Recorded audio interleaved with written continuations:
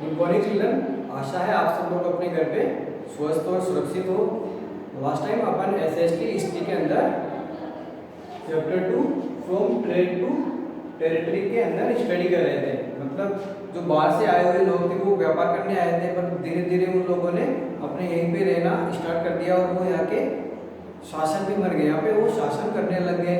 वो आए तो व्यापार के मकसद से थे, पर धीरे धीरे उन लोगों ने यहाँ पे कब्जा कर लिया और अपने लोगों पे ही वो शासन करने लग गए थे।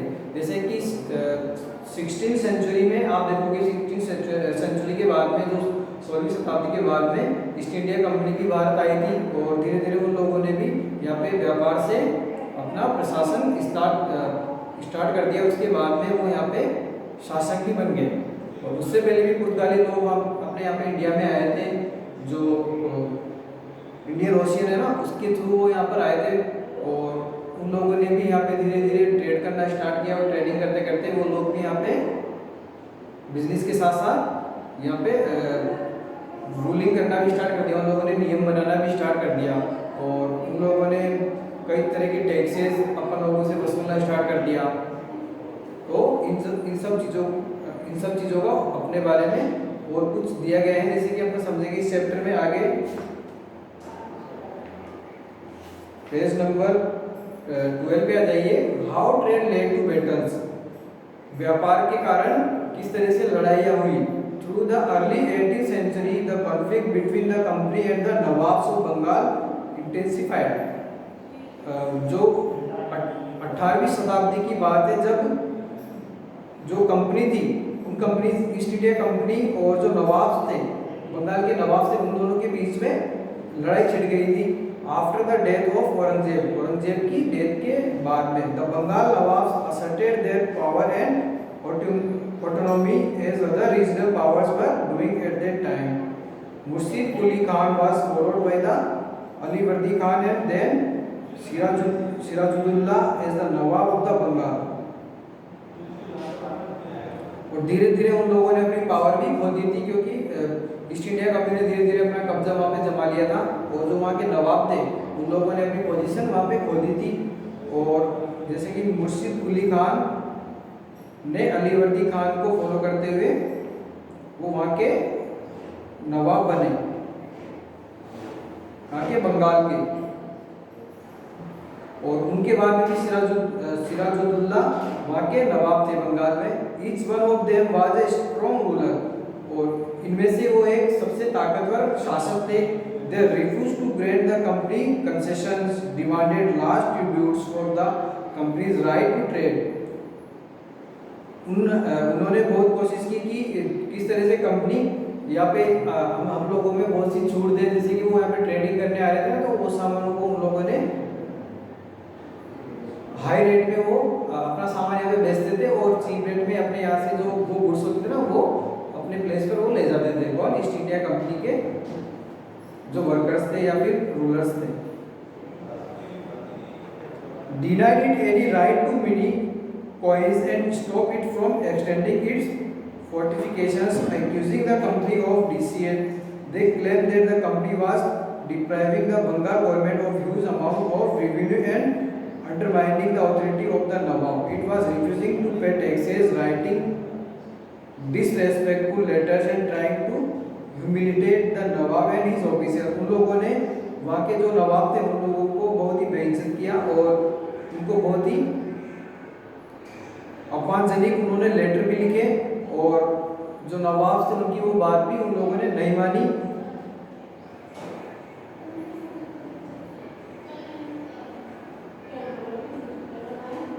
और उन लोगों ने जो वहाँ के नवाब थे उन पे भी उन लोगों ने ऑथोरिटी जमाना स्टार्ट कर दिया, अधिकार जमाना स्टार्ट कर दिया। The company on it's part declared that the unjust demands of the local officers were running the trade of the company and trade could flourish only if the duties were removed. कई excise duties भी वो goods पे लगाने लग गए थे।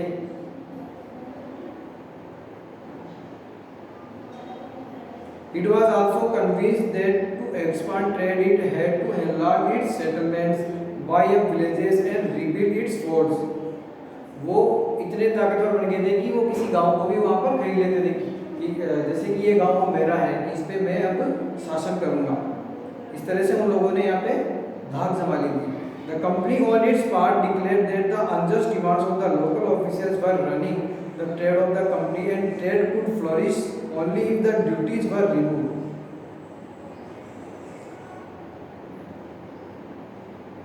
और इसमें से ओनली जो ड्यूटीज होती थी ना उसको ही वो कर होता था, उसी को छोटी सी जो सीमा शुल्क होती थी उसको ही वो हटाते थे और बाकी की जो अदर टैक्सेस होते थे वो मोटे टैक्स वो उसमें ऐड कर देते थे।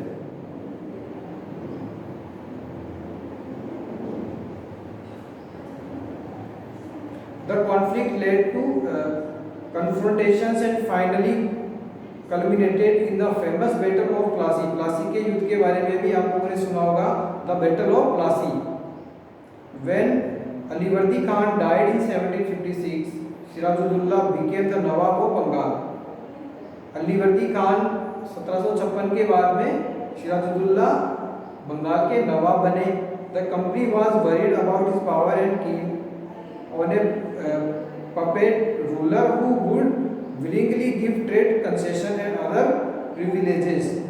वो एक तरह के बहुत ही पावरफुल शासक थे जिन्होंने वहाँ पे जो ट्रेडिंग के लिए कंसेशन भी करवाया। So it tried without success to help one of Sirajuddaulah rivals become the Nawab and infuriated Sirajuddaulah asked the company to stop meddling in the political affairs of his dominion. Siraj-ud-Daulah ने भी company से कहा कि जो अपना वो हस्तक्षेप करना, वो हमारे शासन में हस्तक्षेप करना, पॉलिटिक्स खेलना वो बंद करे।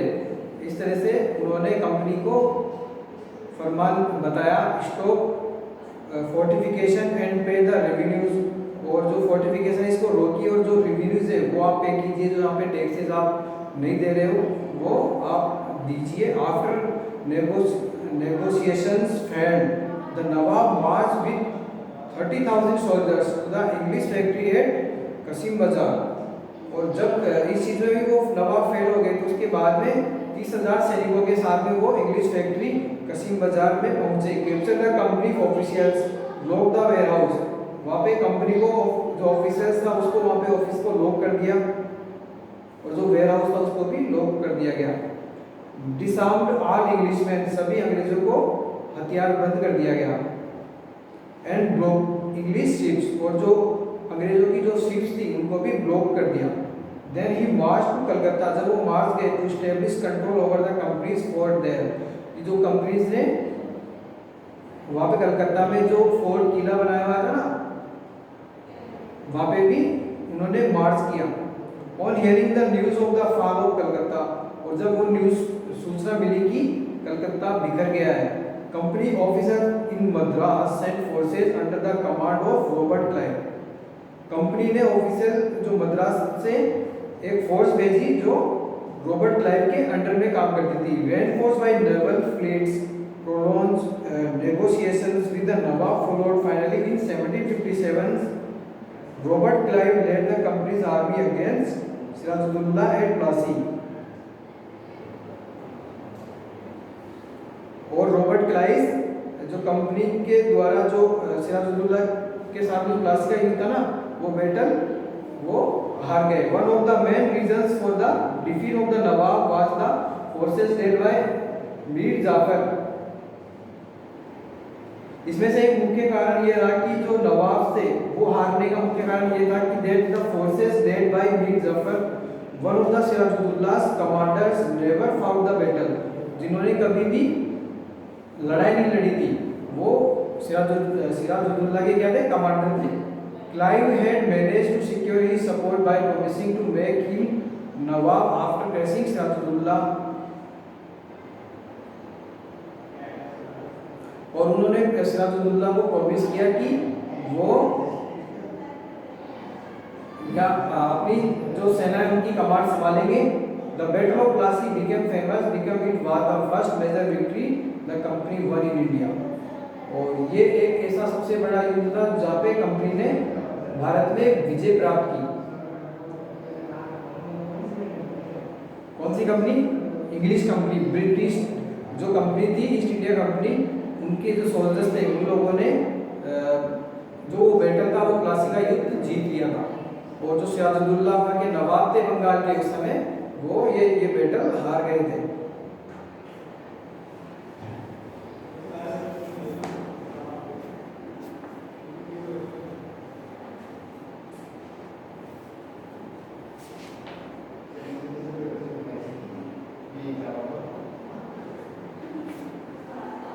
The promise of which is the territorial ambitions of the mercantile East India Company were viewed with distrust and doubt in England.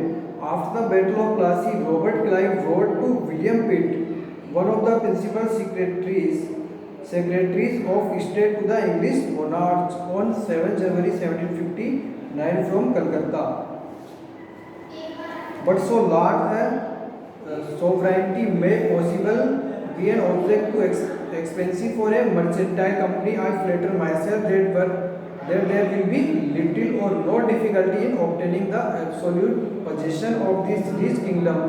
Now I leave you to judge whether an income yearly of 2 million sterling with the possession of 3 provinces be an object deserving the public attention.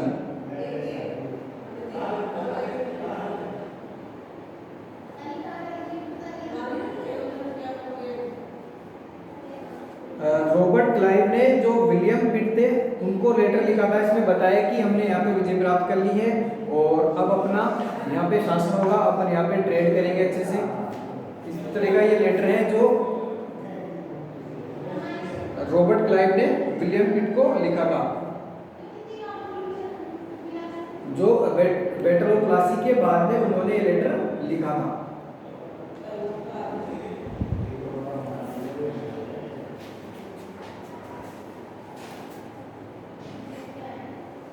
After the defeat at Plassey के युद्ध की हार के बाद में Sirajuddaula was assassinated and Mir Jafar made the nawab, और मीर जाफर वहाँ के नवाब बने।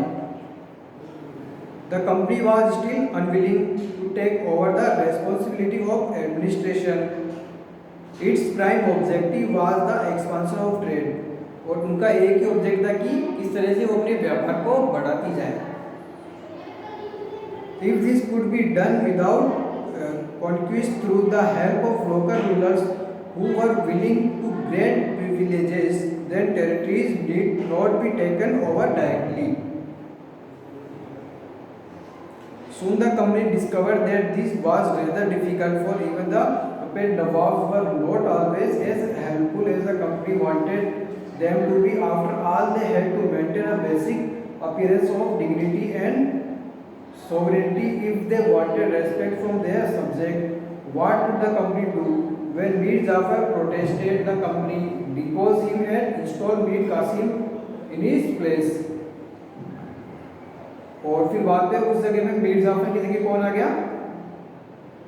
मीर कासिम उस जगह पे उस जगह को संभालने लगे, वहाँ के नवाब बन गए। When Mir Qasim complained, his turn was defeated in a battle fought at Buxar 1764, driven out of Bengal.